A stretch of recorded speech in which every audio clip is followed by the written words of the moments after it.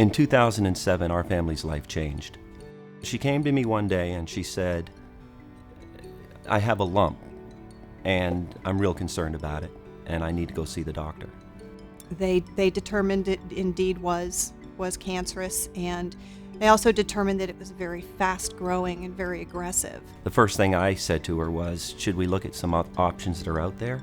There really wasn't a lot of time to consider holistic methods. We did what the doctor said. She went in and had a mastectomy, and there was a lot of complications just in the process of having that done. About the time I was supposed to have the port put in for chemo, I developed MRSA staph infection, and they had to go back in. So you're talking 3 surgeries in about a 6 to 7 week time frame. That put me mentally and physically behind the 8 ball for chemo.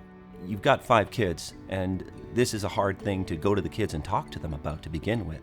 I remember when our friend passed away, and I took the kids to the funeral. There was so much emotion, and at the time, Jamie, she had the bandana, she had no hair, she was going through chemo, she was in the heart of this whole situation. The kids all looked at me and they were still all teared up, and they're like, Dad, what's going to happen to Mom? It was important to me that I get better for my kids, and almost a year later, I wasn't getting there. Knowing that the doctors don't give you any kind of guarantee drove me to researching and knowing a lot more about the situation we were in. My husband decided to find something that would make me feel better.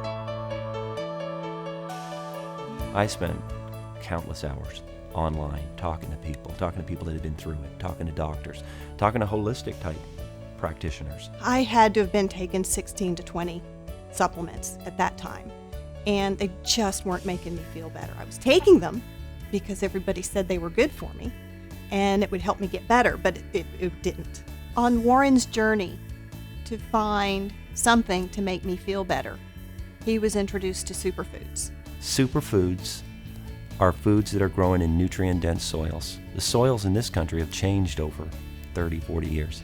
I was able to provide to my wife, at her worst point, some of these types of superfoods.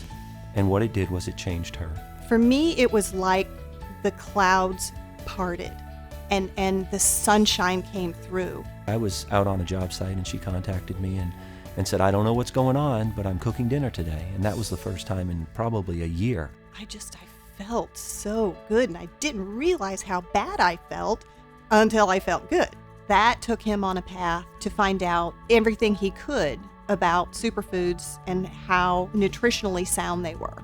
And I went to different parts of the world to look at different foods, to see how they grow, to understand, to talk to people, and I looked at the types of disease and illness that people were getting in those different parts of the country, and they were at much lower rates. It was exciting. It's wonderful to get up in the morning and go and feel good and just live life.